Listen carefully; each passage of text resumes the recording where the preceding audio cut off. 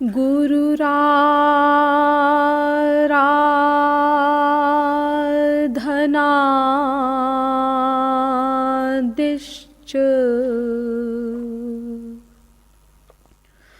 गुरुः परमदैवतम्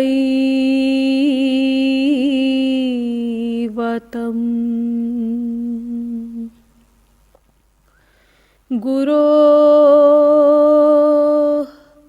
परतरं नास्ति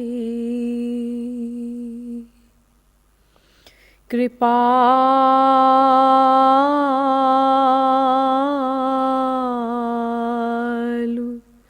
गुरवे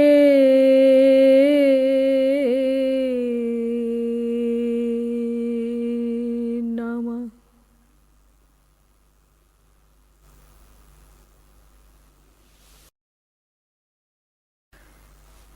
तत्व जिज्ञासु महानुभाव, दैनिक नियमानुसार पहले कुछ देर श्री हरिनाम संकीर्तन कर लीजिए, पश्चात विषय प्रारंभ किया जाएगा। भजो गिरिधर गोविंद गोपाला,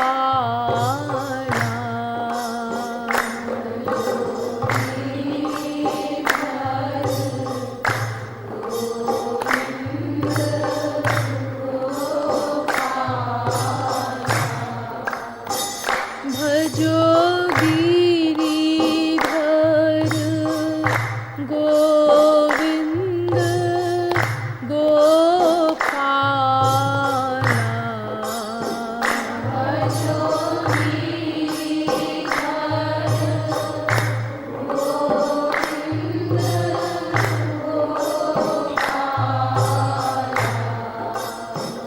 भजो गिरिधर गोविंद गोपाला,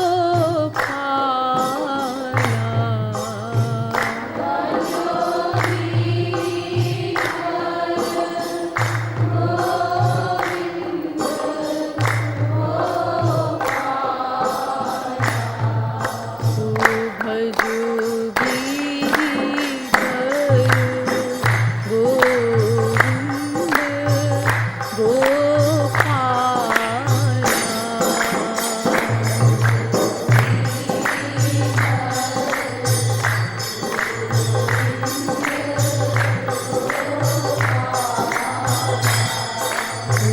भजो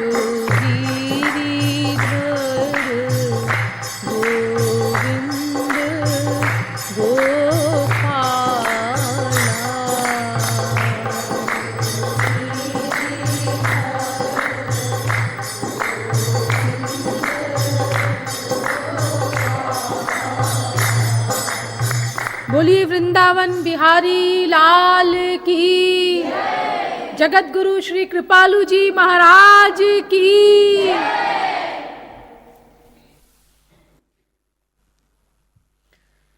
अब आप लोग कृपया सावधान होकर बैठ जाएं। अब तक आप लोगों को यह बताया गया कि आनंद प्राप्ति जो प्रत्येक जीव का परम चरम लक्ष्य है, केवल भगवान की प्राप्ति से ही हो सकती है, क्योंकि भगवान ही आनंद है। और भगवान की प्राप्ति के लिए सर्वप्रथम भगवान को जानना होगा। और जानने का जब प्रश्न आया और हम शास्त्रों वेदों में गए, तो पता चला कि भगवान को महानतम बुद्धिमान भी नहीं जान सकते, क्योंकि भगवान बुद्धि का विषय ही नहीं है, क्योंकि वो दिव्य है, इंद्रिय मन बुद्धि प्राकृत हैं, वो सर्वज्ञ है, जीव अल्पज्ञ है। इसके अतिरिक्त वो अनंत विरोधी धर्मों का अधिष्ठान भी है।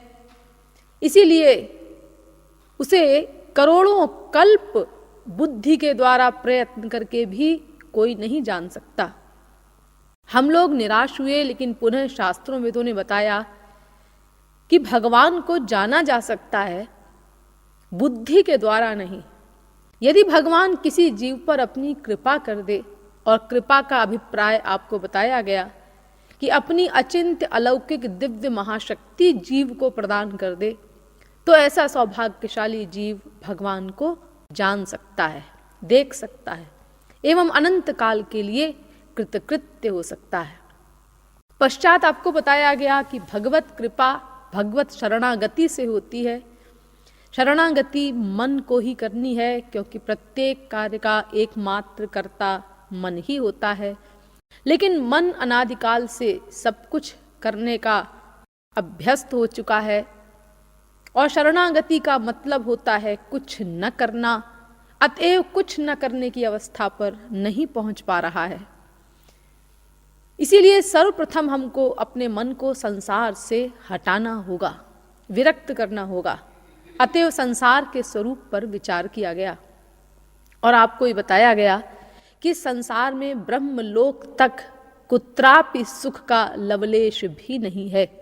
अपना माना हुआ सुख ही हमको किसी वस्तु या व्यक्ति से मिलता है, और हम भ्रांतिवश ये समझ बैठते हैं कि अमुक वस्तु या अमुक मायाबद्ध व्यक्ति में सुख है। यदि संसार में वास्तव में किसी में सुख होता, किसी वस्तु में सुख होता, तो उस वस्तु या व्यक्ति से सबको सुख मिलता और सदा सुख मिलता। लेकिन ऐसी एक भी चीज नहीं है जिससे सबको सुख मिले और सदा सुख मिले। अगर किसी व्यक्ति को किसी वस्तु से सुख मिलता भी है, तो वो भी धीरे धीरे घटता जाता है, और फिर एक समय ऐसा आता है कि उसी वस्तु से सुख के स्थान पर दुख मिलने लगता है।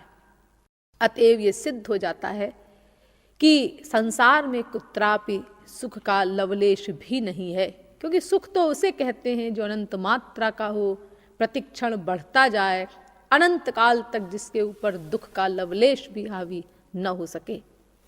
तो ऐसे सुख की प्राप्ति के लिए हमको संसार से विरक्त होकर भगवत प्राप्ति करनी होगी। किंतु आपको बताया गया कि संसार से वैराग्य भी किसी को हो जाए पूर्ण रूप से, तो भी भगवत प्राप्ति तो क्या, भगवान के राज्य में एक कदम भी वो अपने आप आगे नहीं बढ़ सकता। उसके लिए हमें एक मध्यस्थ की आवश्यकता पड़ती है, और उस मध्यस्थ का नाम है महापुरुष। बिना महापुरुष के हमारी गाड़ी स्टार्ट ही नहीं हो सकती ईश्वरीय पथ पर चलने के लिए। ऐसा वेद से लेकर रामायण तक समस्त धर्म ग्रंथों के सैकड़ों प्रमाणों के द्वारा आप लोगों के समक्ष सिद्ध किया गया। लेकिन महापुरुष के विषय में शास्त्रों वेदों ने बताया कि दो बातें उसमें आवश्यक होनी चाहिए। नंबर एक, वो समस्त शास्त्रों वेदों का ज्ञाता भी हो, और नंबर दो, ईश्वर प्राप्ति भी कर चुका हो। लेकिन ये कैसे जाना जाए? क्योंकि अनादिकाल से अब तक जितने महापुरुषों के उदाहरण हमारे समक्ष हैं, वे सब बाहर से ऐसे प्रतीत होते हैं जैसे घोर मायाबद्ध हों, और दूसरी ओर रावण, कुंभकर्ण इत्यादि जिनको मारा भगवान ने, जो भगवान के दुश्मन कहे जाते हैं, वे सब भगवान को पहचान रहे हैं, यानी महापुरुष प्रतीत होते हैं। तो वास्तविक महापुरुष कौन है, हम किसकी शरण में जाएं, ये समस्या जब तक न सुलझे तब तक किस प्रकार हम किसी महापुरुष की शरण में जाकर ईश्वर प्राप्ति के पथ पर आरूढ़ हो सकते हैं। इसीलिए इस पर विचार करना बहुत आवश्यक है।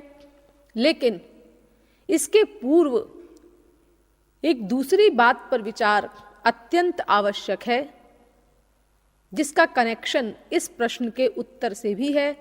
ये बात आपको भविष्य में पता चलेगी। मैंने बताया था कि हमारे यहाँ वेदों शास्त्रों में महापुरुष और भगवान के विषय में 3 सिद्धांत पाए जाते हैं। एक सिद्धांत कहता है कि भगवान बड़ा है, महापुरुष छोटा है। दूसरा सिद्धांत कहता है कि नहीं, महापुरुष बड़ा है, भगवान छोटा है। और तीसरा सिद्धांत कहता है कि दोनों बराबर हैं, न कोई छोटा है न कोई बड़ा है। तो भगवान बड़ा है, महापुरुष छोटा है, ये कैसे ठीक है? और भगवान और महापुरुष दोनों बराबर हैं, ये कैसे ठीक है? इन दोनों सिद्धांतों का विवेचन पिछले प्रवचन में मैंने आप लोगों के समक्ष किया था। लेकिन तीसरा वाला जो सिद्धांत है, महापुरुष बड़ा है, भगवान छोटा है, इसका उत्तर अभी ठीक ठीक हम लोगों को नहीं मिल पाया। वेदव्यास कहते हैं कि नास्ति तत्वम गुरोह परम, गुरु तत्व से बड़ा और कोई तत्व नहीं। यहां तक कि तत्वम गुरु समम नास्ति, गुरु के समान भी कोई तत्व नहीं, बराबर भी कोई नहीं, नीचे हैं भगवान गुरु से। लेकिन बड़ा आश्चर्य हुआ हम लोगों को कि वेदव्यास जैसी पर्सनैलिटी ने ऐसा कैसे कह दिया, क्योंकि वेद विरुद्ध तो हम किसी की बात मान नहीं सकते। और वेद से लेकर गीता तक के सब ग्रंथ बारंबार कह रहे हैं कि पर तत्व भगवान ही है, अंतिम तत्व भगवान ही है, भगवान से बड़ा और कोई तत्व नहीं। अरे हमारे यहाँ के धर्म ग्रंथ तो कहते ही हैं, ऐसा कौन सा धर्म विश्व में है हमारे धर्म के अलावा भी जो भगवान को सुप्रीम पावर न मानता हो? अरे सुप्रीम माने अंतिम, सुप्रीम शब्द का मतलब ही होता है परात्पर।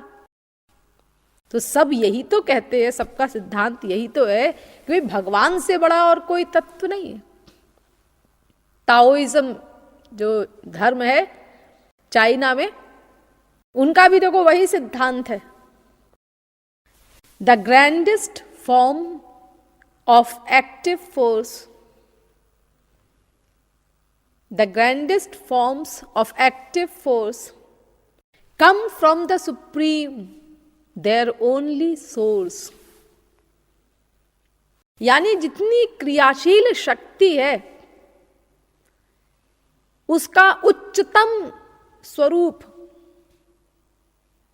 उस परात्पर तत्व से आता है जो उसका एकमात्र सोर्स है, उद्गम स्थान है।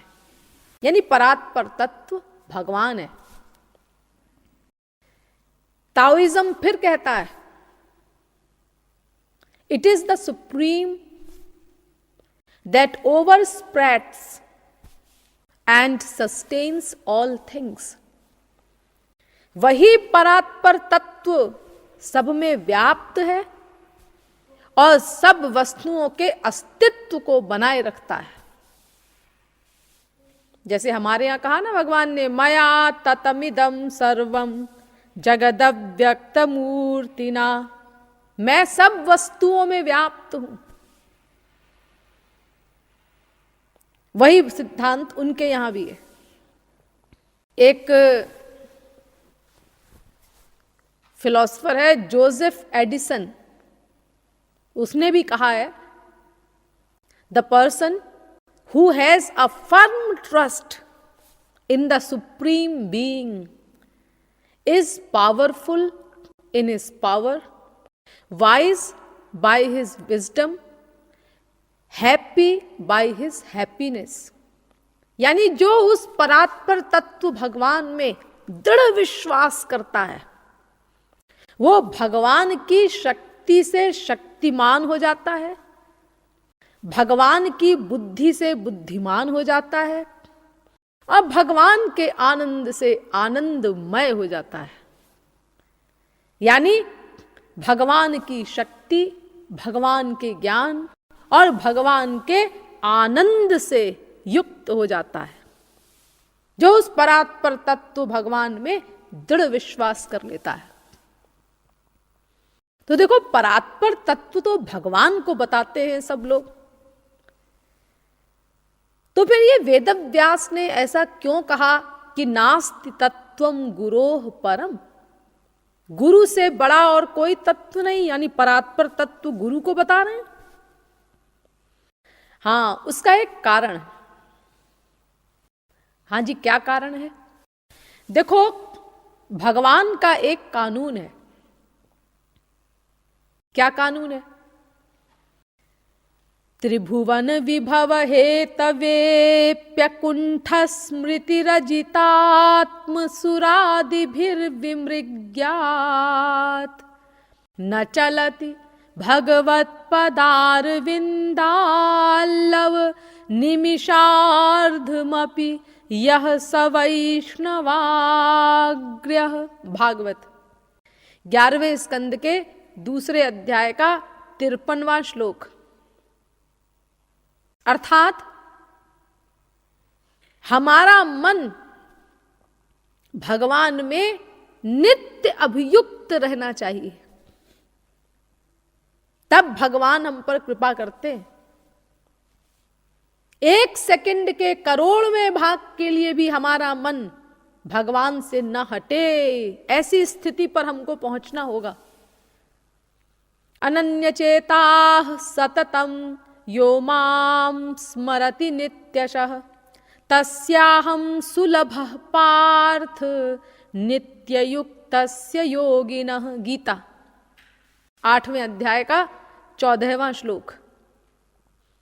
अनन्याश्चिन्तयन्तो मां ये जनाः पर्युपासते तेषां नित्याभियुक्तानां योगक्षेमं वहाम्यहम्।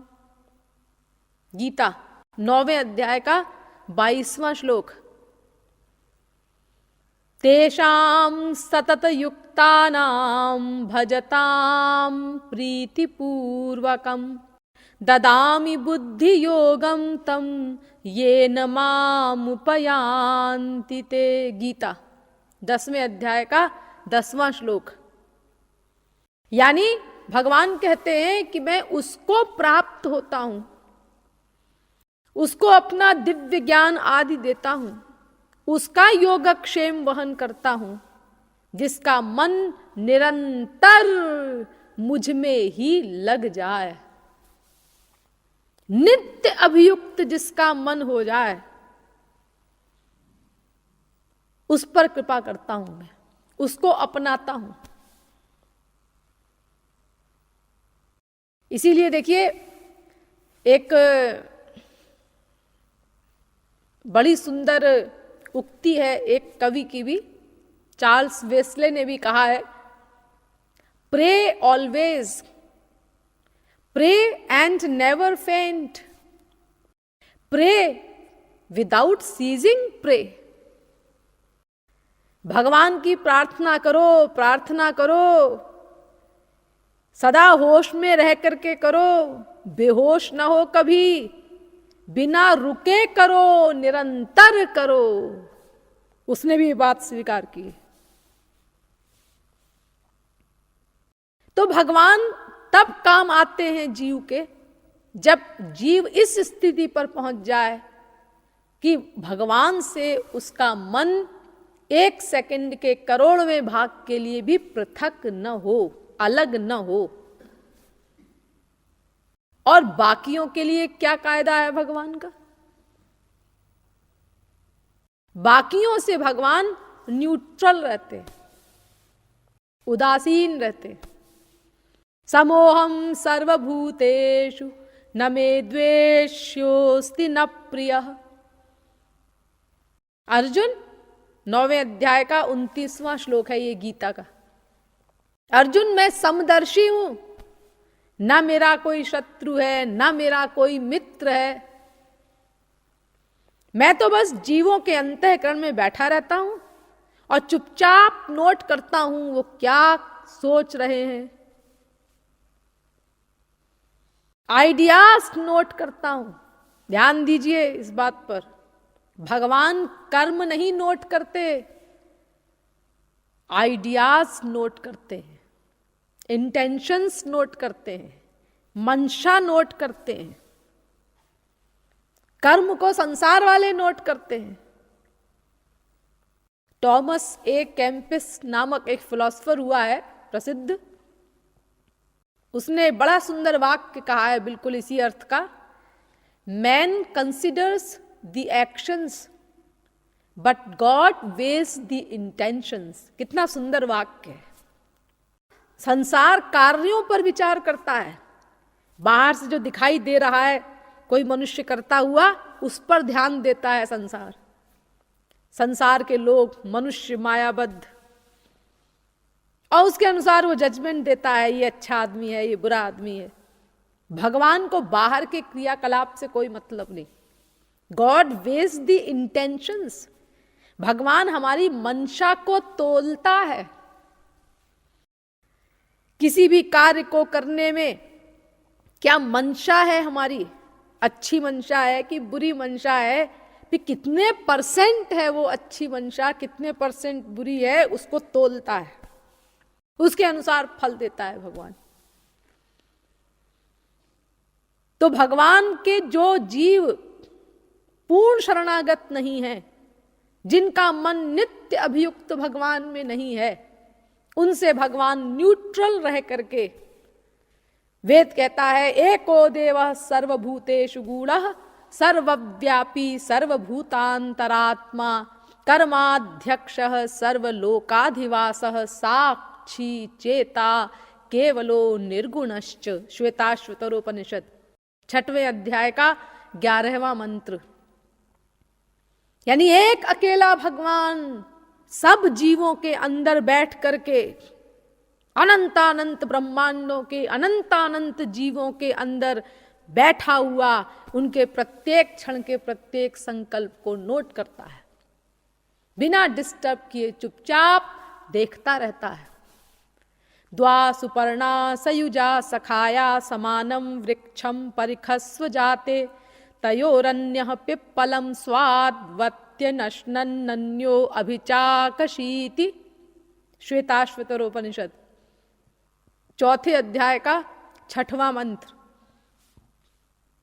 सुपर्णावेतौ सदृशौ सखायौ यदृच्छयैतौ कृतनीडौ च वृक्षे एकस्तयोः खादति पिप्पलान् मन्यो निरन्नोऽपि बलेन भूयान्।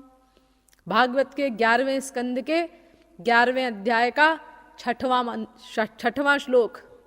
ये जो अभी मैंने वेद मंत्र बोला, श्वेताश्वतरोपनिषद का 4थे अध्याय का 6वां मंत्र, उसी का अनुवाद है ये भागवत में। यानी जीव कर्म करता है तो वो क्या कर्म करता है, यानी अंतःकरण का कर्म, उसको भगवान चुपचाप देखता है, नोट करता है, और जैसा कर्म होता है उसके अनुसार फल देता है। अपनी ओर से कोई प्लस माइनस नहीं करता। चाहे कोई सिर फोड़ ले, और ऐसा भी नहीं कि हाँ कोई हजारों गालियां दे रहा है, उसको भी नोट कर लेता है भगवान।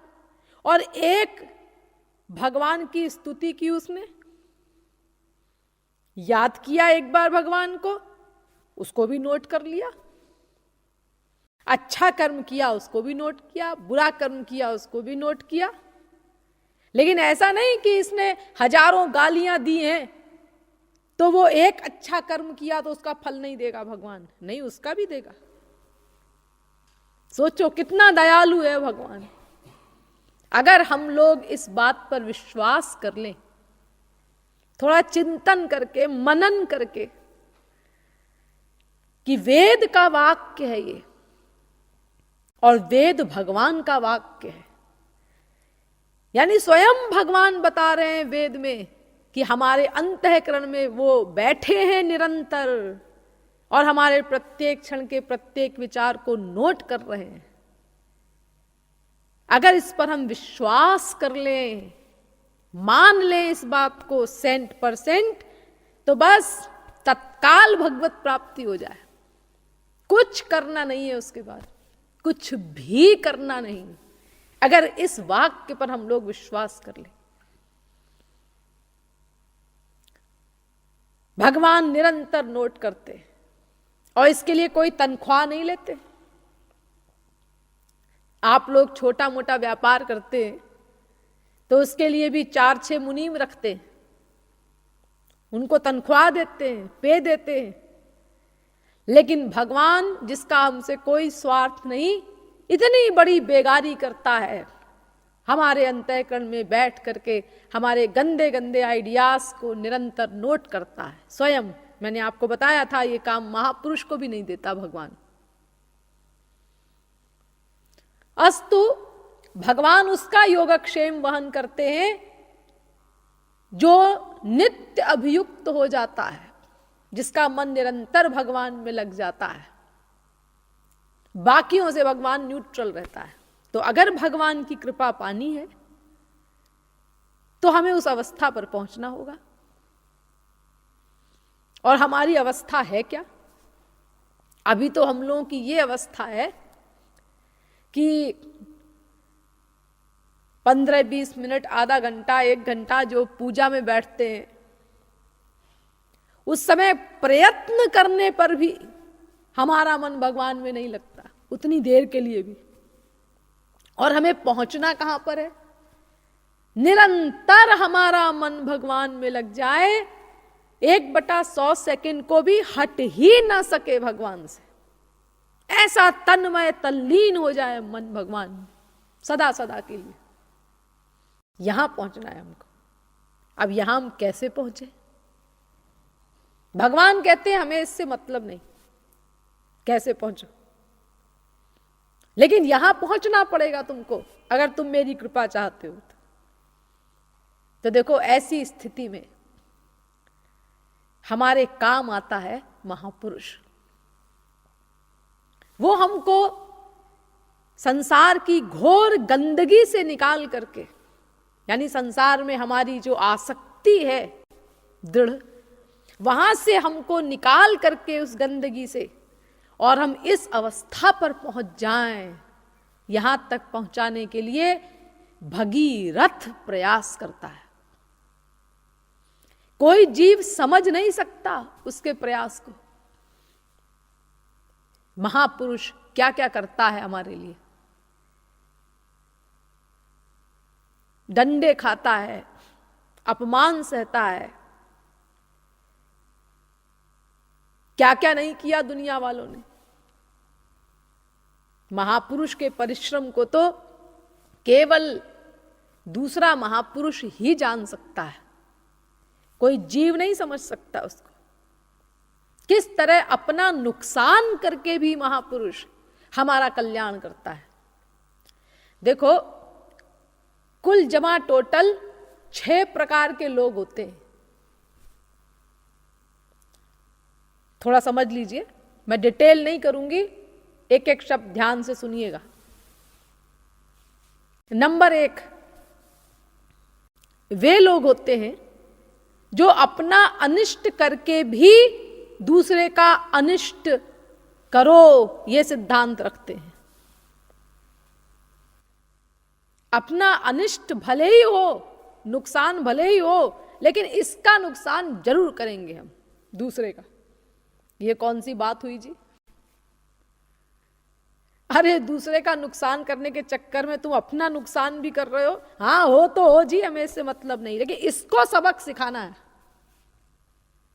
ये सबसे निकृष्ट लोगों की श्रेणी है, सबसे निकृष्ट, इनसे नीचा कोई हो ही नहीं सकता। तो नंबर 1, अपना अनिष्ट करके भी दूसरे का अनिष्ट करना। अब इससे श्रेष्ठ है अपने इष्ट के लिए दूसरे का अनिष्ट करना। अरे, ये भी निकृष्ट है, लेकिन ये पहले वालों से अच्छे हैं। अपने इष्ट के लिए, यानी कुछ लाभ हो हमको, इसके लिए दूसरे का अनिष्ट करना। तीसरे होते हैं अपने इष्ट के लिए दूसरे का अनिष्ट न करना। चौथे होते हैं अपने इष्ट के लिए दूसरे का इष्ट करना, यानी अपने स्वार्थ की सिद्धि भी हो और दूसरे का भी लाभ हो, हमारा भी लाभ हो जाए, इसका भी लाभ हो जाए, 50-50। और पांचवें होते हैं केवल दूसरे का ही इष्ट करना।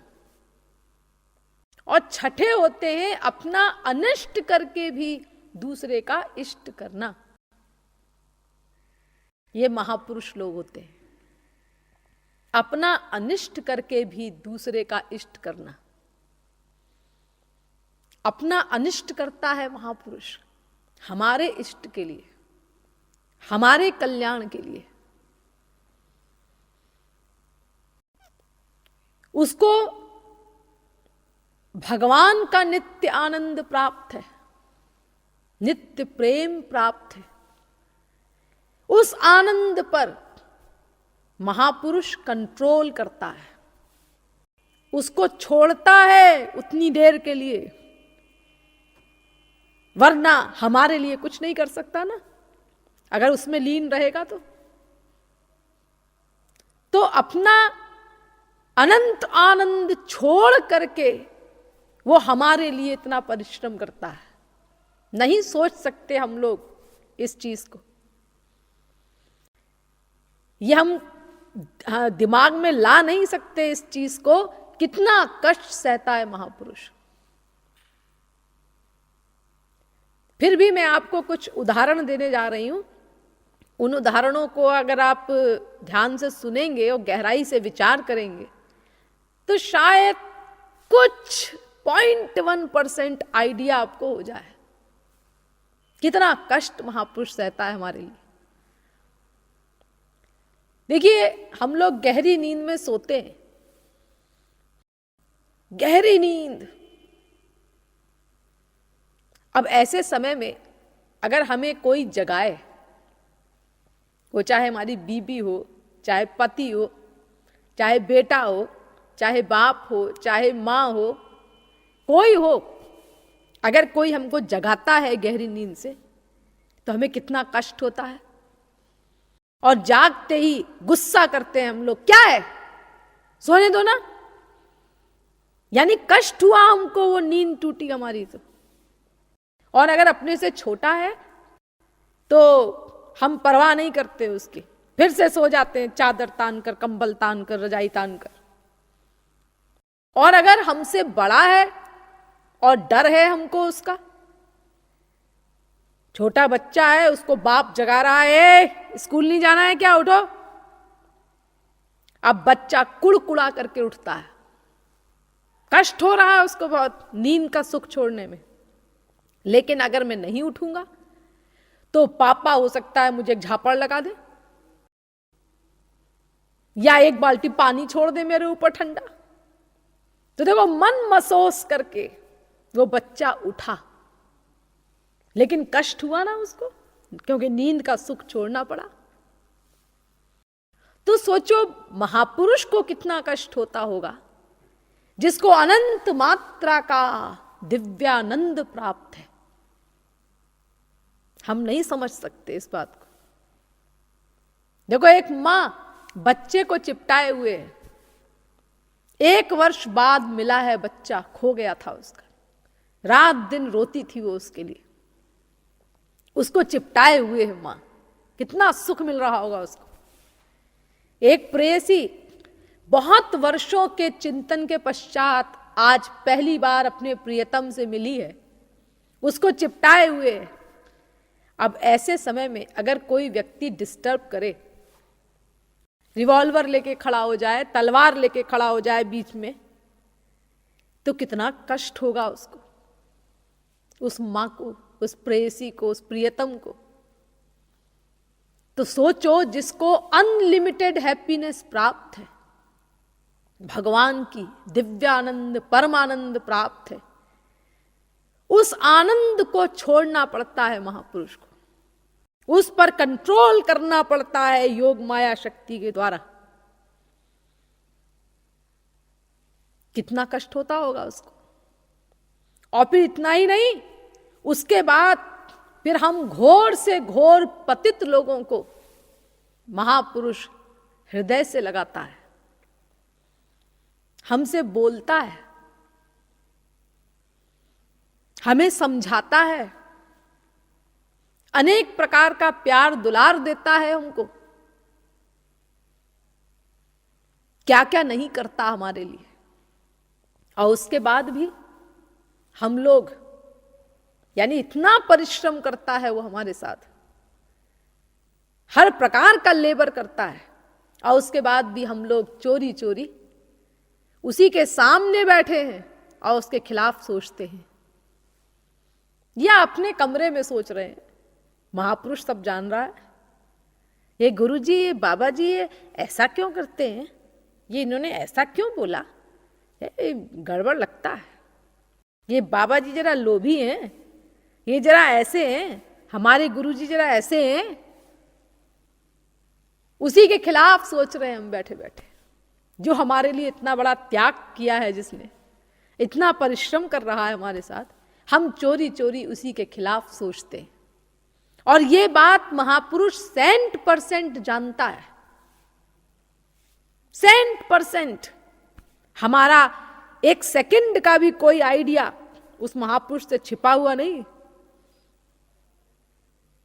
लेकिन ऐसा व्यवहार करता है वो हमारे साथ भोले बालक की तरह, जैसे कुछ जानता ही नहीं, जैसे उसने कुछ नोट ही नहीं किया हो। और फिर हमको प्यार देता है, दुलार देता है, हमारे साथ परिश्रम करता है। सोचो कितना बड़ा कमाल है। इतना बड़ा कमाल तो कोई घोर संसारी स्वार्थ रखने वाला भी नहीं कर सकता। जरा सा अगर किसी को मालूम हो जाए, पति को, कि मेरी स्त्री दिन में 10 बार मेरे लिए ये सोचती है, मेरे खिलाफ सोचती है, तो फिर सोचो क्या हाल होगा उस पति का। अरे खैरियत तो ये है कि जानता नहीं वो पति बीबी के मन की बात, बीबी नहीं जानती पति के मन की बात, इसीलिए संसार चल रहा है किसी प्रकार। नहीं तो अगर मन की बातें आउट हो जाएं, जो एक दूसरे के खिलाफ सोचते हैं, स्त्री पति के खिलाफ सोचती है, पति स्त्री के खिलाफ सोचता है, तो फिर ये सारा विश्व टकरा करके खत्म हो जाए, नष्ट हो जाए। अरे खाली स्त्री पति की बात नहीं, इसी प्रकार बाप बेटे के संबंध में समझ लो, सब जीवों का यही हाल है, जितने मायाबद्ध जीव हैं। ये तो मालूम नहीं हम लोगों को कि दूसरा आदमी हमारे खिलाफ क्या क्या सोचता है, लेकिन महापुरुष तो सब कुछ जानता है। वो तो हमारे अपने शरणागत के हर क्षण के हर आइडिया को नोट करता है, और बाकियों के भी जब चाहे जितना जान ले। अंतर्यामी है वो, भगवान की सब शक्तियां हैं उसके पास, लेकिन सब कुछ जानता हुआ भी सहन करता है। कोई बात नहीं, बच्चे हैं, अगर ये हमारे खिलाफ सोचते हैं तो सोचने दो इनको। आज इन्होंने दिन में 10 बार हमारे खिलाफ सोचा है, कल 9 बार सोचेंगे, परसों 8 बार सोचेंगे, फिर 6 बार सोचेंगे, फिर धीरे धीरे इनका सोचना बंद हो जाएगा और फिर इनका कल्याण हो जाएगा। बस हो गया, हमारे लिए बहुत बड़ी बात हो गई। कल्याण का भूखा है, हमारे कल्याण का भूखा है महापुरुष, वरना क्या बात है, क्या गरज पड़ी है उसको हम संसार के लोगों के सामने खड़े होने की, हमारी ओर देखने की क्या आवश्यकता पड़ी है उसको। अरे श्यामा श्याम को देखने वाला और हम गोबर गणेश कूड़ा कबाड़ा जीवों की ओर देखे, हमसे बात करे क्यों। अरे हमारी ओर तो संसार में ही तमाम लोग हैं जो देखना पसंद नहीं करते। कोई बड़ा आदमी हो संसार में, कोई प्रेसिडेंट है, प्राइम मिनिस्टर है, कभी किसी की ओर देखेगा तो अकड़ के, यानी ये तो सड़ा गला आदमी है, इसकी ओर क्या देखना, ऐसे देखेगा, देखना पसंद नहीं करता। और अगर देख भी लिया मान लो तो बात नहीं करते, क्योंकि अगर बात करेंगे तो लोग क्या कहेंगे कि साहब आप इस व्यक्ति से, 3rd क्लास के आदमी से बात करेंगे तो लोग क्या कहेंगे कि इतने बड़े आदमी को सोसाइटी करनी भी नहीं आती, अरे दोस्ती तो अपने बराबर वाले लोगों से करनी चाहिए। देखो संसार में ही ऐसे तमाम लोग मिल जाएंगे हमको जो हमारी ओर देखना, हमसे बात करना पसंद नहीं करेंगे। तो फिर सोचो, महापुरुष जिसका दास स्वयं भगवान है, अनुब्रजाम में हम नित्यम पूये ये त्यंघ्रि रेणु भी, भागवत 11वें स्कंद के 14वें अध्याय का 16वां श्लोक। पीछे पीछे चलते हैं भगवान दास बनकर महापुरुष के, क्यों? उसकी चरण धूली किसी प्रकार मेरे ऊपर पड़ जाए और मैं पवित्र हो जाऊं। ये भगवान श्री कृष्ण के शब्द हैं, भागवत में पढ़ लीजिएगा, नंबर बता रही हूं।